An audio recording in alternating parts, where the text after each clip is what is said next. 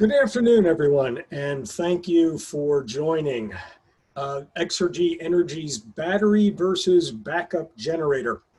This is the third in our webinar series of 8 different topics. The first one was an overview of how to be green, how to be resilient, how to save money.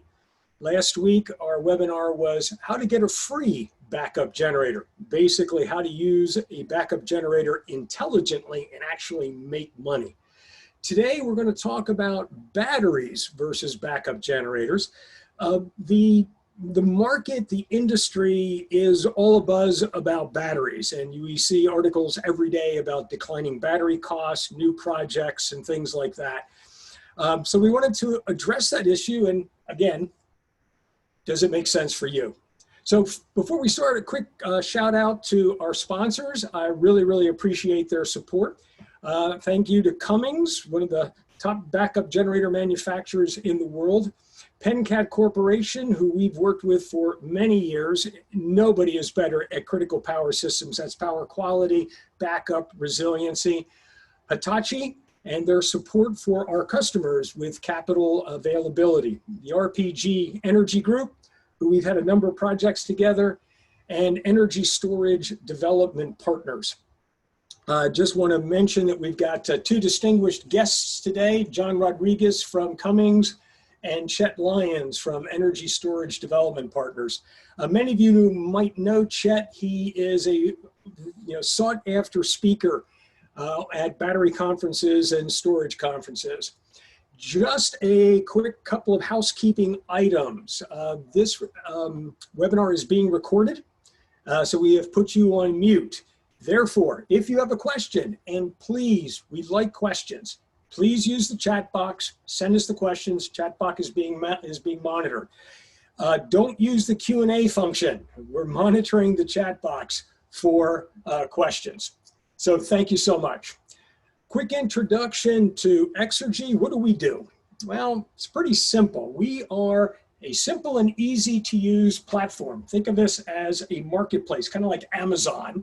We're a one-stop shop for municipalities and businesses that want to be green, resilient, and save money. When I say green, I mean 100% green, 100% resilient, and save typically 10 to 15%.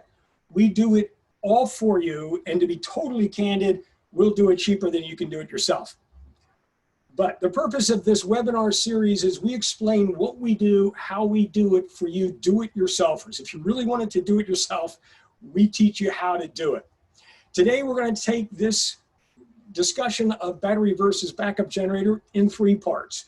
And yes, number 1 is somewhat scary, statistics. We got to really figure out essentially how much time do we need to back up. Then the economics, and I would be remiss if I didn't talk about solar plus battery as well.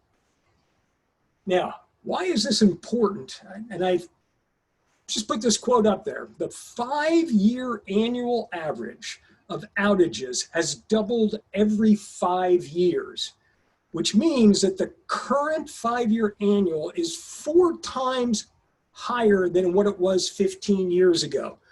We have an aging grid infrastructure. We have a number of, just changes, extreme weather events. So if you need to be resilient, if you need to operate when the grid is down, you need to take action now. Now, believe me, my inbox was full when I said, let's do battery versus backup generators. Tons of people wrote to me and said, you can't do that. They're just too different. It's an apples to oranges comparison. Backup generators can do so many different things. They are the Swiss Army knife of energy. I'm not going to disagree in total, but like a Swiss Army knife, you can only use one tool at a time. And what we're going to discuss today is that tool as backup for our resiliency. Remember, the goal of our webinar series is be green, be resilient, and save money. So we're going to focus on being resilient. Now, what I try to do is boil something down to the easiest concept to understand, to be able to compare things. And I sort of sat back and I came up with this one, which is a battery is like a bucket of water and a backup generator is like a fire hydrant. The bucket of water is fine if you've got a small fire, or if you have multiple small fires, but they're widely spaced out so you have time to refill the bucket. But if you've got a big fire, a single bucket is not going to do you a whole lot of good. A backup generator, like a fire hydrant, is basically connected to almost an infinite source of energy, in this case, being natural gas. So I use this analogy because I think it is the closest thing in the concept of how to bring these together. So the question now comes, how many buckets do you need? Okay, so what I'm displaying here is from the Energy Information Administration, and this is the grid outages across all types of utilities and grids and everything else. And what you see is, like, why are we bothering to talk about backup generators? They don't happen very often, and when they do, you're not down that long. If you notice over there under all utility types, even with major events, your average downtime is only about 4.2 hours. So, like, why are we bothering? Well, the reason is that these statistics are put together specifically to compare grids, or to compare this grid or this ISO against another one. They're absolutely useless statistics from the perspective of us when we're trying to plan for resiliency. The averages don't really tell the story. Grid reliability statistics are designed to compare reliability.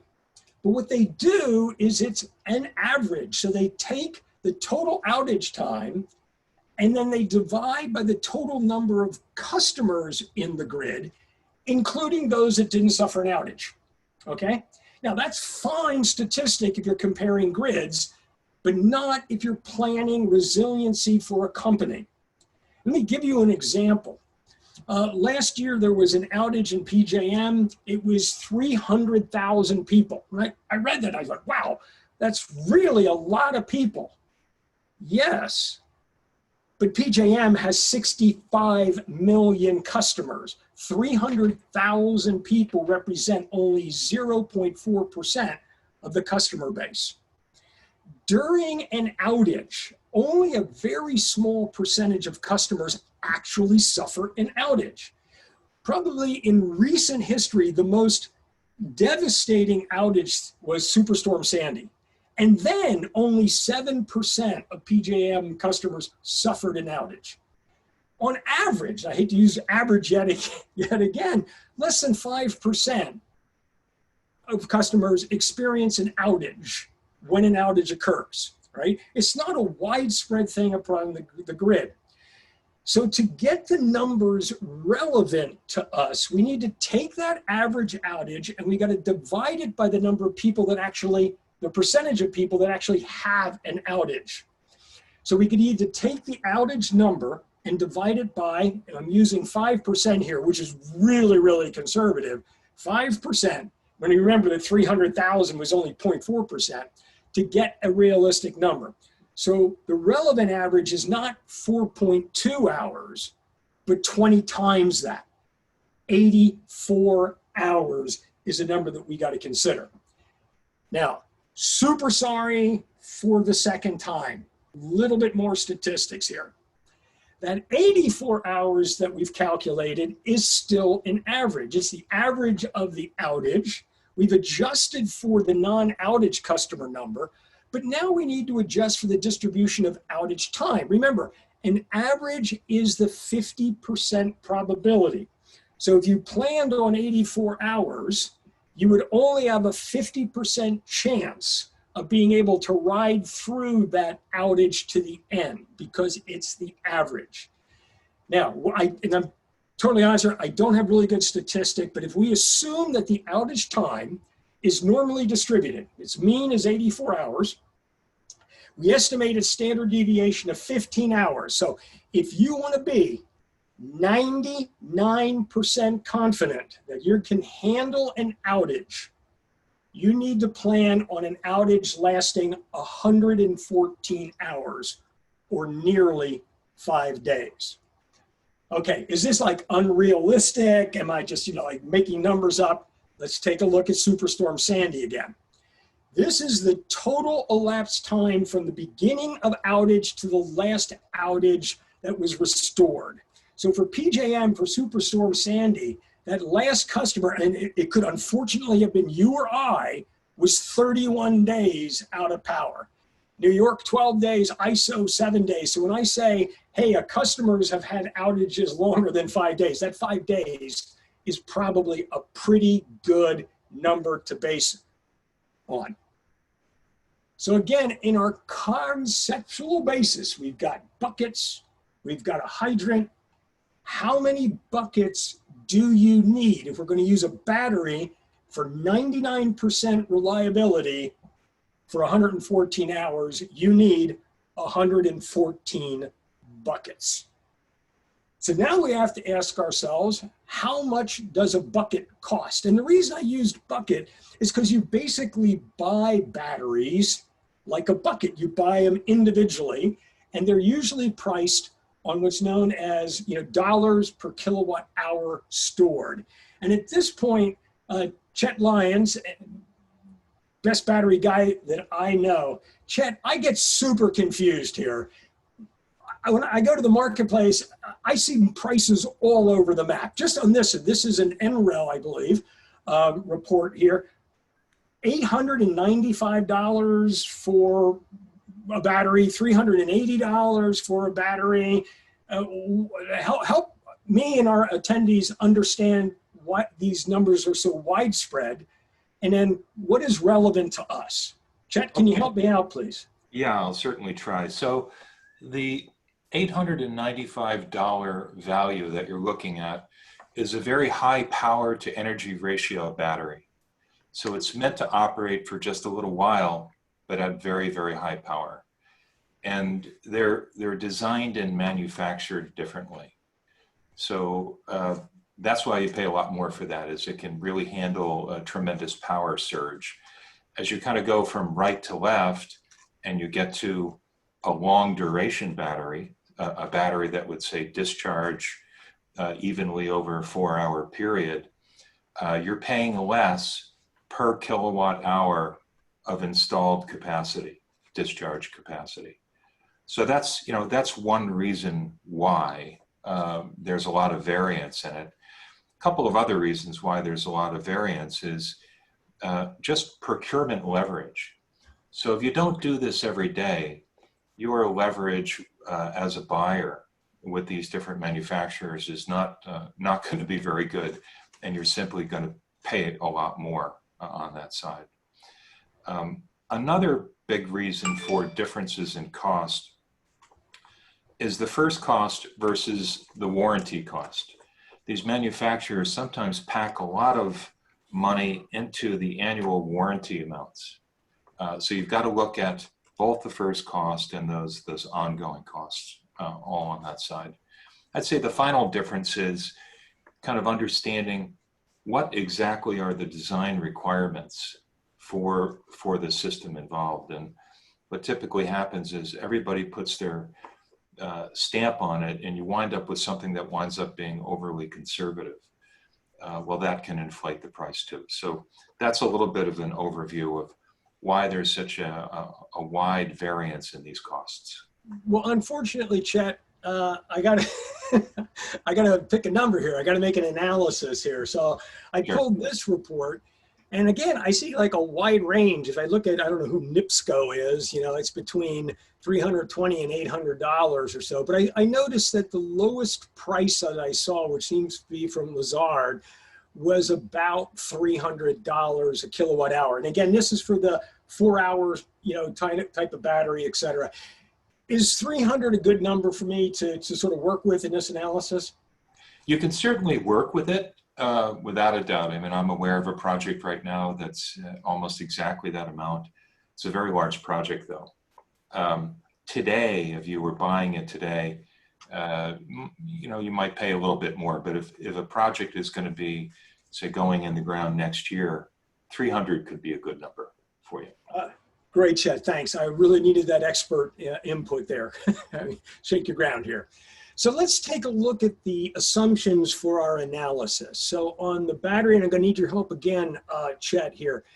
We have a total efficiency of 90%, minimum charge level of 10%, a unit cost of $300, and this effective cost of $370. So what does this efficiency and minimum charge mean, Chet?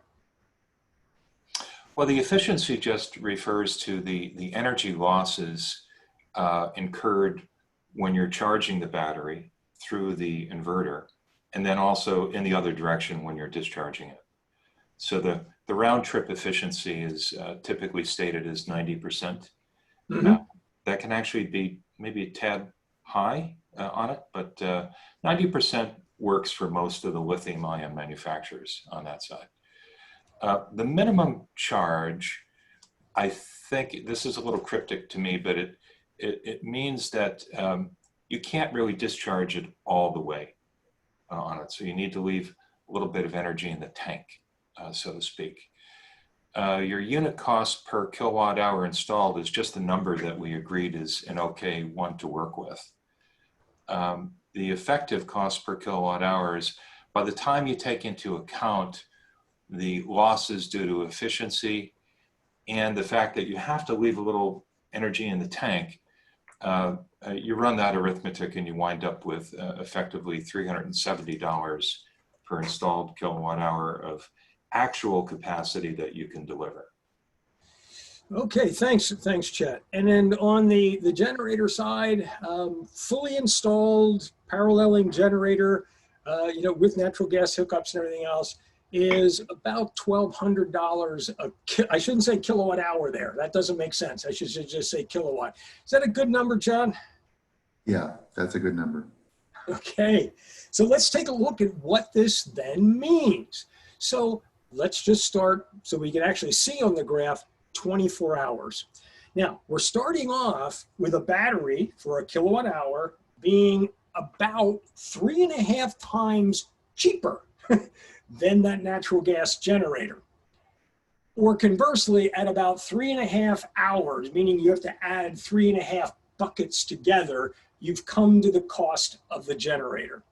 Now, the cost of the generator remains flat at its $1,200 per kilowatt. But the battery cost, because it's a bucket, once you've dumped the water out, that bucket's kind of useless for you. You have to have 114 of these buckets. For 24 buckets, just one single day, the investment in the battery for this customer, which is a 1 megawatt load, is about $9 million to be able to handle one day. And what did we say we needed? To be 99% confident that no matter what happens, we could ride out this outage. That's 114 hours. The cost of the generator to handle that is still $1.2 million. The cost of batteries to do that is about $43 million. So I think, for me, the conclusion is pretty clear that a battery alone as a backup is probably not the best use of economics there. But how about battery and solar? Okay, I mean, the real change here is we had a bucket and we had a hydrant. The hydrant is essentially attached to an infinite source of water here. The bucket was just filled. Well, what if we couple that with solar so that the solar is essentially refilling the bucket every day? Doesn't solar turn a battery essentially into a fire hydrant? Yeah, it does, sort of, but it's a bit tricky. And again, I'm going to apologize. We're going to get a little wonky here. The first thing you need to understand, and we went through this in gory detail in the first webinars, you need to understand what your load shape is. Because you need to understand how much energy you need to generate through the day how much you need to store, since solar is only going to generate maybe 6 to 8 or 9 hours a day. So here are 3 different load profiles. We have the hotel, makes sense. You know, it's pretty flat during the day, and then, you know, the guests come at night and turn on their air conditioners. Commercial building opens up in the morning, you know, some people work late, off it goes. And we've got a water treatment plant, which is pretty flat. Now, I don't want to get too wonky and too statistically, so let's assume we're going to use the water treatment plant with a flat load for this analysis. It just makes life a whole lot easier. All right, how much solar do we need? All right, first thing to start with is the capacity factor for solar, sort of average in the United States, is about 20%, meaning that it's only generating at its capacity about 20% of the time. I mean, in the middle of the night, the solar's not doing anything for you. Your load, again, this is going to be a water treatment plant. Our load is 1 megawatt every single hour. So essentially, we've got 24 megawatt hours that we need to generate. So we need to generate 24 megawatt hours with solar that only has a 20% capacity factor. So the thing we need to do is take the size of the load, which is 1 megawatt, divide that by the capacity factor, or 20%, and that will tell us our solar size, which in this case needs to be 5 megawatts AC. Now, most solar is quoted in DC, so I take the average of the AC-DC ratios in the United States. So we need to put in about a 6 megawatt solar farm behind the meter in order to recharge our battery every day to be resilient for 24 hours. That requires about 20 acres of space, and the solar is going to cost about $6 million by the time you're done. I'm assuming $1 a watt here for a behind the meter, you know, C&I space. So it's getting kind of expensive, but it's a lot better than the $43 million for a battery. But are we there yet? So what size battery do I need if I am going to be using solar? So when we look at it, the battery is going to charge for about 9 hours a day. So this battery discharge is 24 minus 9 is 15 hours. So we've got a battery size that is about 15,000 kilowatt hours. And if you remember, it was $370 per kilowatt hour. We need 15,000 of those buckets, essentially. That's a battery cost of $5.5 million. If you add the solar on that, it's almost 12 million. All right, again, super sorry. We still got more statistics and things like that. Solar isn't constant throughout the year. We need to plan on outages during the winter, right? We can't just decide to be resilient some of the time. We got to be resilient whenever the problem occurs. And it's just as likely to occur in the middle of the winter with, you know, a nor'easter, or you think about Superstorm Sandy. Solar production on average is about 40% down from its peak in the summertime. The numbers, when I said that capacity factor of 20%, that's the average over the year. So what we need to do is now we need to adjust the size of the solar to account for wintertime, less solar radiation. So we need to up the size of the solar from 6.2 megawatts now to 7.8 megawatts. That's an additional $1.5 million. Really sorry, some more statistics, I apologize. Our solar analysis, though, is still based on an average. That's the P50, 50% chance that the solar generation may be greater than that or maybe less than that. Now, solar over a year is pretty constant. You know, just think about it. The planet and the sun doesn't change its position radically, right?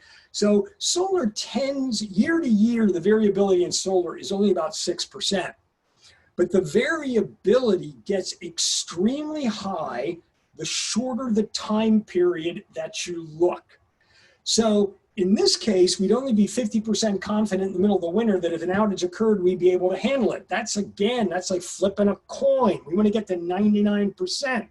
What happens if the outage occurs when the weather is bad? Oh, and in case nobody noticed, the biggest reason for outages, 72%, is extreme weather events, and solar isn't going to be producing at that time. So what does solar actually look like? So on a fine day, it has this nice little lumpy thing and everything else. On a cloudy day, it's down maybe 50, 60%. On a rainy day, or call it a blizzard or something, the production can go down by as much as 80%. And you could have multiple days. We have an ongoing storm. We could have 3-4 days where the solar production is literally in the tank, right? It's down by 80%. So again, we want to be confident. I use 99%. I want to be 99% confident we're going to be able to handle any outage. We need to adjust something here. Now, there's two ways we can do this.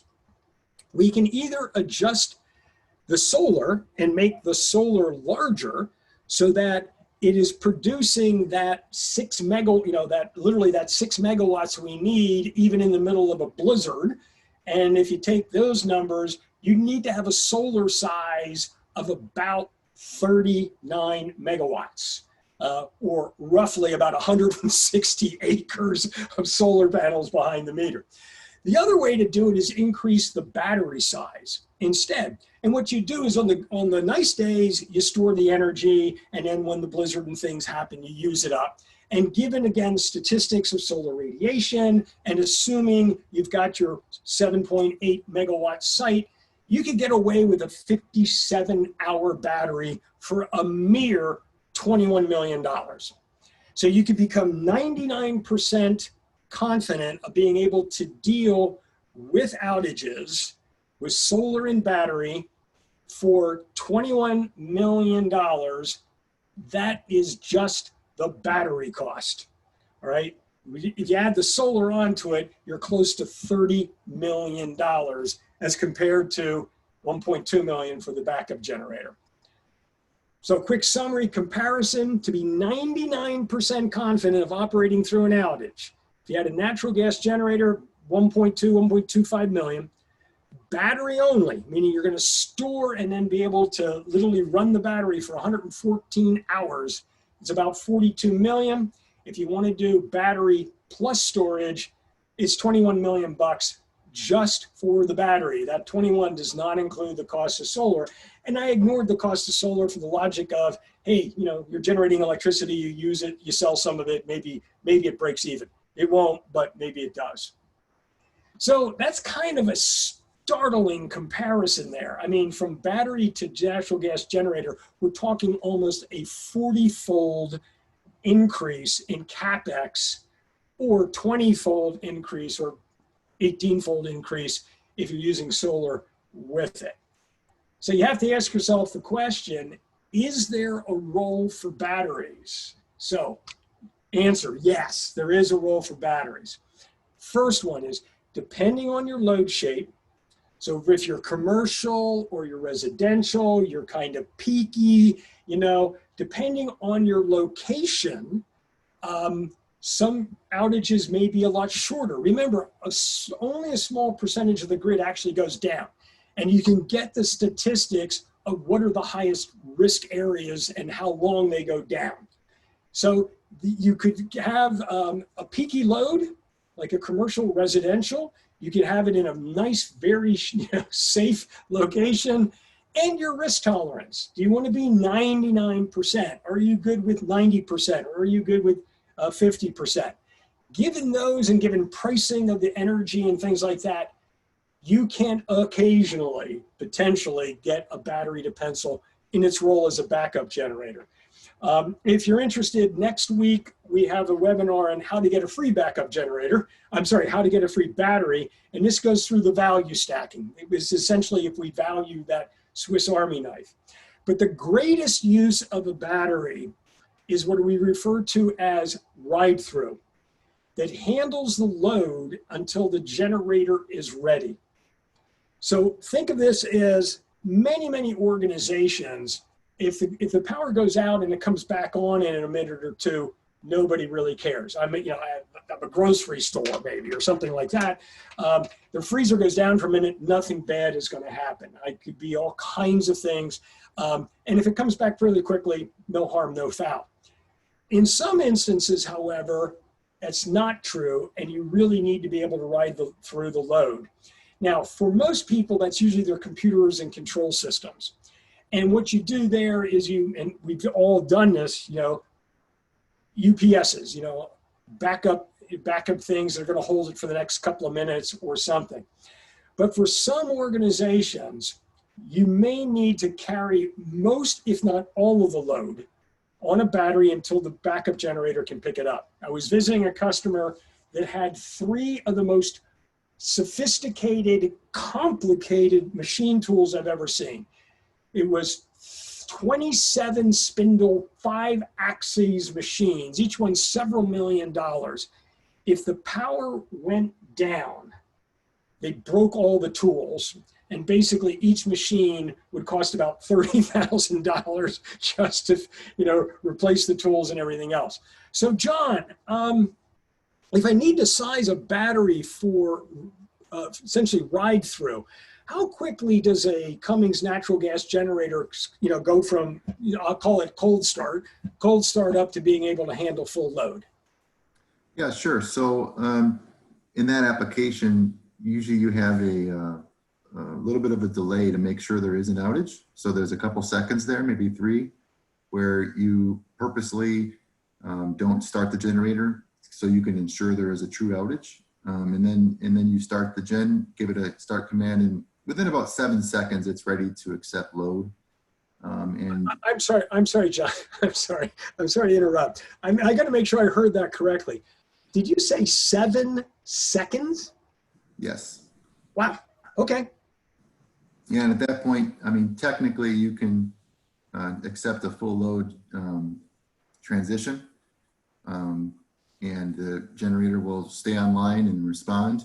But if you have a battery in the system, it certainly would be advisable to do a ramp load scenario where you slowly ramp the load over, but still within a minute would be a very conservative number. Oh, that's fantastic, John. So, I mean, I could be completely resilient with ride through with a natural gas generator and what would be relatively a small battery. It only have to last for maybe a couple of minutes, assuming like the natural gas generator picked up and had to restart it or something like that. So just a couple of minutes with a battery and I'm really good to go. Correct. Oh, fantastic. We have come to the bottom of the hour. Thank you so much. Do we have any questions? Dave out there, I think you've been monitoring the chat line. Yep, we sure do. So we've got a couple of questions. First one is about natural gas generators, so I'll address this one over to John. Are natural gas generators quiet and smoke-free? Well, quiet is a relative term. With sound attenuation, you can get them absolutely quiet for sure. Just a matter of cost on the enclosure that goes around that engine generator. And then for smoke, the emissions from a natural gas generator is smoke free. I mean, there's obviously an exhaust contribution, but it's clear and you don't see any sort of opaqueness to it. Great, thank you. And just to remind folks, if you do want to ask a question, please use the chat function. Keep in mind that all the panelists will see your question. Next question was, utilities are investing a lot in batteries. Won't that improve the grid reliability and thus reduce the amount of outages? That's a great question, and of course we see this all over the United States. The utilities putting in batteries. In general, it won't do much to help the grid's reliability. Let me go back to a statistic I just said. 72% of grid outages are due to extreme weather events, taking down wires, poles, and things like that. I don't care if you've got a battery, that's not going to change the weather. you know, a battery sitting at some substation, if your feeder line off of that substation gets knocked out by a tornado or a hurricane, you're out. It's not going to make any difference. The area will help it potentially is some of the fire risk areas potentially, where, you know, in the heat of the summer, people turn on the air conditioners and the wires get hot, they start to stretch and they droop and they touch trees and cause fires and things like that. Would happen in PJM. If the batteries are strategically located and are large enough so that you don't have to use that line, you could reduce some of that outage. The problem is that those are huge, huge expensive batteries. So it's much better, and then we see this with PJM, with PG&E as well, is most of that they're going to natural gas generators for. So in general, I would say battery investment by the utility is not going to really address the issues that we need to consider when planning our backups. We just had another question come through the chat function. Can the solar system produce without connection to the grid or without a standby generator operating? I thought inverters needed an external AC source. That's a little bit of a misnomer. So it's sort of an evolutionary question. It used to be, not too long ago, but a few years ago, that solar inverters could not island, meaning if the grid goes down and it needs to be synchronized and all those things, that an inverter would not be able to operate. And this was a real, you know, value reduction in having solar, right? You know, especially, you know, you're there during the day, the sun's shining and the grid's down, why can't you do something? So modern inverters almost exclusively today are able to island and reconnect when the grid comes up safely. Great. Next question is there a website or a spreadsheet I can download where I can input my organization's specific needs and inputs to see what the cost and confidence level would be for a battery versus a generator? So that's a great idea. The answer is not yet. Exergy, in its support of customers, and so many people ask us about batteries, we will be providing a sort of a website function where you could upload your interval data. That's your load data, you know, that from every 15 minutes. Essentially, you get it in an Excel sheet from your utility. You send that to us. You send us your price, your tariff, and things like that. And we'll come back to you and give you that analysis. It's not up and running yet, but please stay tuned. And that's a great question. Thank you. Next one is just to remind people, if you do have a question, please put it in through the chat function. Well, this is getting back to next week. Can you get a battery for free like a generator, as you discussed in your last webinar? Avoiding foreshadowing the answer and doing, so spoiler alert, not going to tell you. But we do have a webinar next week, says how to get a free backup generator.